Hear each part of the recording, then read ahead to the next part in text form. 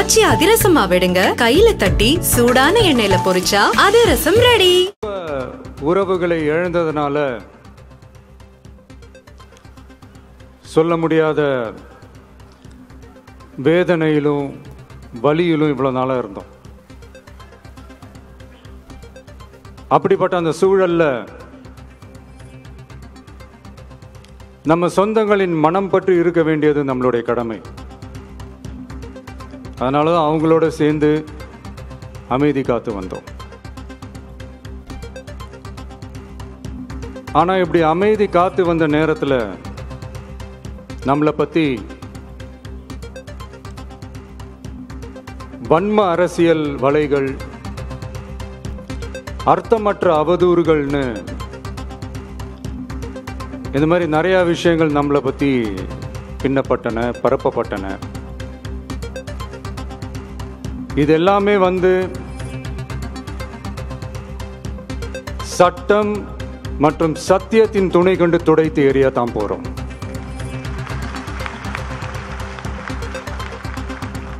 But அதுக்கு முன்னாடி தமிழக சட்டமன்றத்தில் நமக்கு எதிராக நிகழ்த்தப்பட்ட ஒரு உரைக்கு ஒரு நாகரிக பதிலடி கொடுக்கணும்னு நான் நினைக்கிறேன்.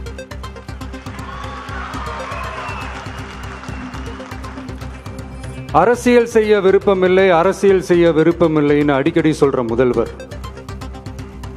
நம்மளை குறிப்பிட்டு பல்வேறு அவதூறுகளை பதிவு செய்வதன் வாயிலாக பெருந்தன்மையை பேரளவில் மட்டுமே பேசும் முதல்வர் 15/10/2025 அன்னைக்கு தமிழக சட்டமன்றத்தில் நமக்கு எதிராக பேசிய பேச்சில் எவ்வளவு வன்மத்தை கக்கியுள்ளார் என்பதையும், எப்படிப்பட்ட ஒரு அரசியல் செய்ய முயல்கிறார் என்பதையும் தமிழக மக்கள் உணராமலா இருப்பாங்க.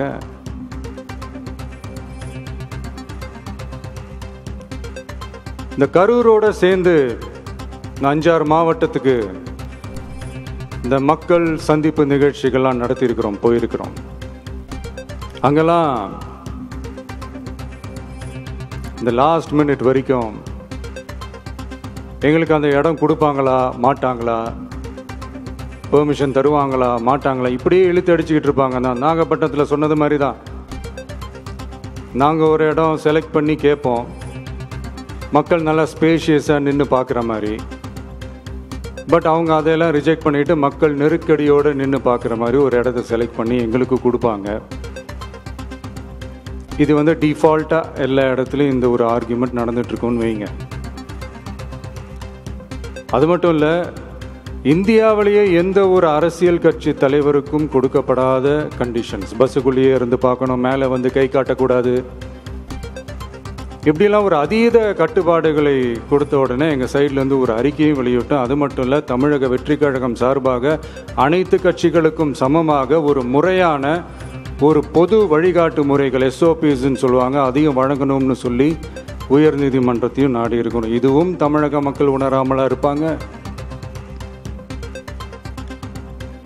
இப்படி ஒரு அரசியல் காழ்ப்புடன், நேர்மை திறனற்று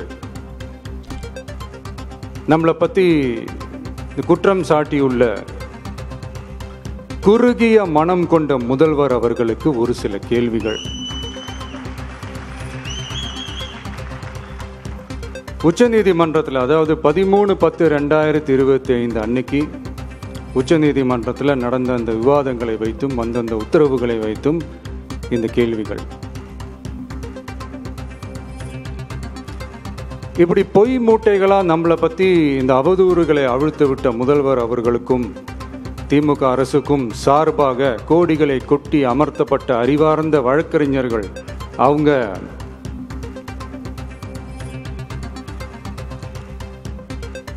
இந்த கபட நாடக திமுக அரசோட தில்லுமுல்லுகளை தாங்கி பிடிக்க இயலாமல் உச்ச நீதிமன்றத்தில் திக்கு திணறி நின்றது முதல்வர் அவர்களுக்கு மறந்துவிட்டதா?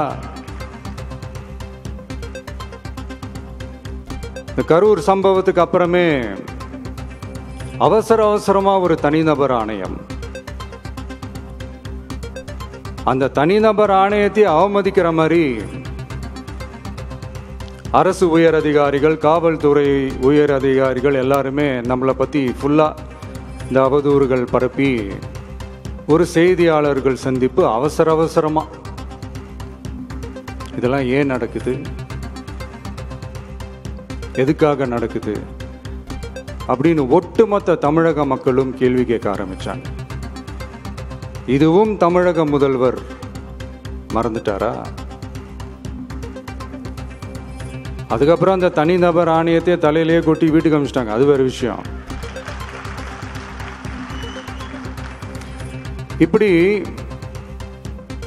இப்படிலாம் கேள்வி கேட்ட உடனே ஏதாவது பதில் சொல்லி ஆகணும்ல. அதனால சட்டமன்றத்தில் பேசும்போது உண்மை நிலையை தெளிவுபடுத்தத்தான் அப்படின்னு ஏதோ இந்த சட்ட ரீதியாகவும் சத்தியத்திற்காகவும் நடந்தது போல ஏதோ சாமர்த்தியமாக பேசுறதா நினச்சி பேசியிருக்காங்க. இப்படி ஒரு 50 வருஷமா பொது வாழ்க்கையில் இருக்கிற ஒருத்தவங்க ஒரு முதல்வர் அவர்கள் சொன்னது எவ்வளவு பெரிய ஒரு வடிகட்டின பொய், சப்பை கட்டுன்னு நான் சொல்லலை, உச்ச நீதிமன்றம் சொல்லியிருக்கிறாங்க. அவங்க சொன்னதெல்லாம் கொஞ்சம் என்னன்னு கொஞ்சம் லைட்டா பார்ப்போமா?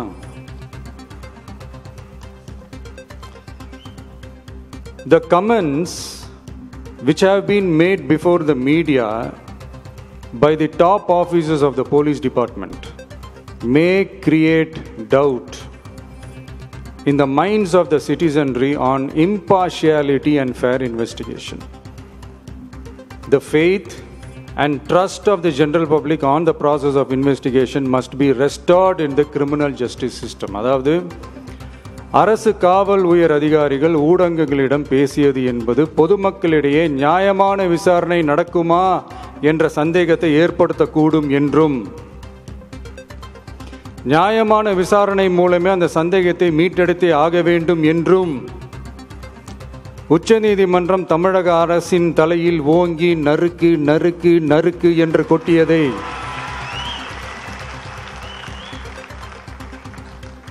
முதல்வர் அவர்கள் மறந்துட்டாரா?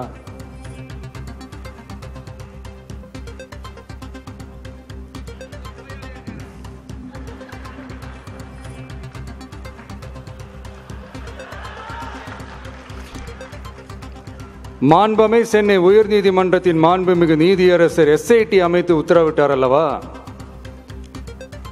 அந்த உத்தரவை ஏதோ சட்டத்தின் மீதும் நீதி பரிபாலனத்தின் மீதும் மரியாதை கொண்டவர்கள் போல ஒரு நாடகத்தனமான கொண்டாட்டத்தை திமுகவிற்கு ஒத்து ஊதுவோரும் நடத்தி கூத்தாடி குதூளித்தனர் அல்லவா? தாவேகாவிற்கு எதிராகவும் நமக்கு எதிராகவும் உயர்நீதிமன்ற மாண்புமிகு நீதியரசர் தீர்ப்பளித்து விட்டதாக விதந்தோதி விழா எடுத்தனர் அல்லவா? அந்த உத்தரவை குறித்து சொல்லும்போது எந்த ஆவணத்தின் அடிப்படையில் அந்த உத்தரவு அமைக்கப்பட்டது? நான் கேட்கல, உச்சநீதிமன்றம் கேட்டிருக்கிறாங்க. The judgment is completely silent about how learned single judge arrived at such a conclusion and what material was pursued by the court என்று உச்சநீதிமன்றம் உரத்த குரலில் கேள்வி கேட்டது. அப்போதும் கூட உச்சநீதிமன்றத்தில் திமுக அரசுக்காக வாதாடிய அறிவார்ந்த மூத்த வழக்கறிஞர்கள் பதில் சொல்ல இயலாமல் வாய் மூடி மௌனம் காத்ததை நாடே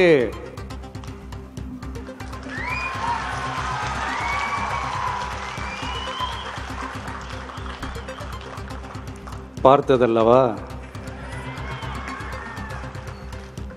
இதையும் முதல்வர் அவர்கள் மறந்துட்டாரா?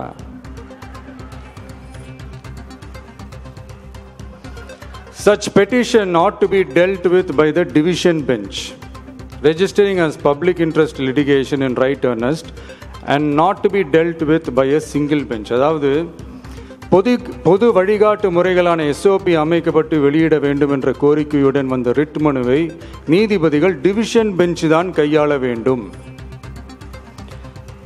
தனி நீதிபதி பெஞ்ச் கையாளக்கூடாது என்றும் உச்சநீதிமன்றம் சொன்னதல்லவா? அது மட்டுமா, கோரிக்கையே இல்லாமல் SIT அமைக்கப்பட்டது எந்த வகையில் சரி என்றும் கேள்வி எழுப்பியது உச்சநீதிமன்றம். இது எல்லாமே அறியாமலோ இல்லை அறியாதது போலவோ உச்சபட்ச அதிகார மயக்கத்தில் இருந்து பேசினாரோ முதல்வர் அவர்கள்? மனிதாபிமானம், அரசியல் அறம், மாண்பு இதெல்லாம் எதுவுமே இல்லாம வெறும் பேச்சில் மட்டுமே பேசிக்கிட்டு அரசியல் ஆதாயம் தேடுற ஆட்டத்தை ஆடத் தொடங்கிவிட்டார் முதல்வர் அவர்கள்.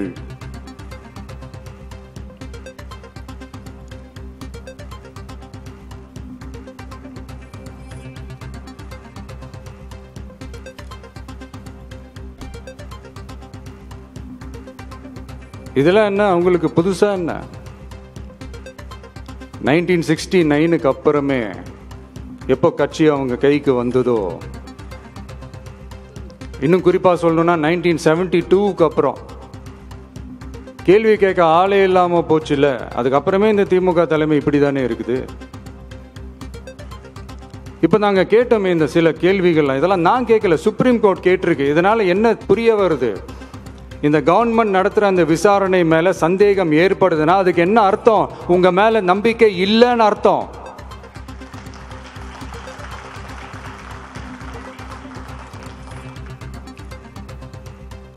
இதெல்லாம் ஏன் எதுக்காகன்னு முதல்வர் அவர்களுக்கு புரியுதா?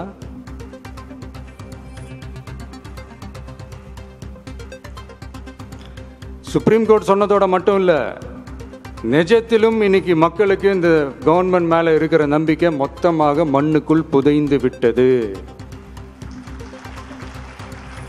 இதுவாவது முதல்வர் அவர்களுக்கு புரியுதா? புரியலனா 2026 தேர்தலில் இந்த திமுக தலைமைக்கு மக்கள் இன்னும் ஆழமா அழுத்தமா புரிய வைப்பாங்க.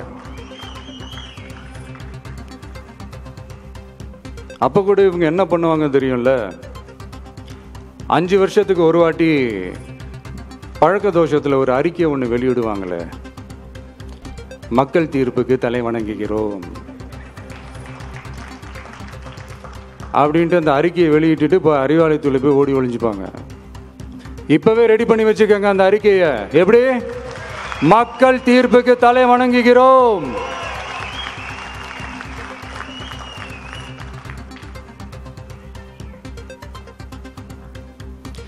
நான் போன பொதுக்குழுவில் சொன்னதை தான் இங்கே நான் திரும்பவும் சொல்றேன். இயற்கையும் இறைவனும் நம் தமிழக சொந்தங்களின் வடிவில் மாபெரும் மக்கள் சக்தியை நம்ம கூடவே நிற்கும் போது எம் மக்களுக்கான அரசியலை தடுப்பவர் எவர்? அதனால தோழர்களே, நமக்கு வந்திருக்கிற இந்த இடையூறு வெறும் டெம்பரவரி மட்டும்தான். எல்லாத்தையும் தகர்த்தெறிவோம், மக்களோட கை கோர்த்து நிற்போம், மக்களோட களத்துல போய் நிற்போம். நம்ம பயணத்துல தடம் மாறவே மாட்டோம். இப்பவும் சொல்றேன், 2026 2 பேருக்கு நடுவுலதான் போட்டியே. ஒண்ணு, இன்னொன்னு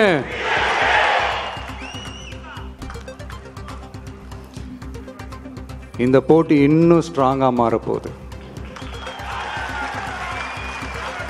100% வெற்றி நமக்கு. வாகை சூடுவோம், வரலாறு படைப்போம், கான்பிடென்டா இருங்க, நல்லதே நடக்கும், வெற்றி நிச்சயம். மீண்டும் சந்திக்கும் வரை நன்றி, வணக்கம்.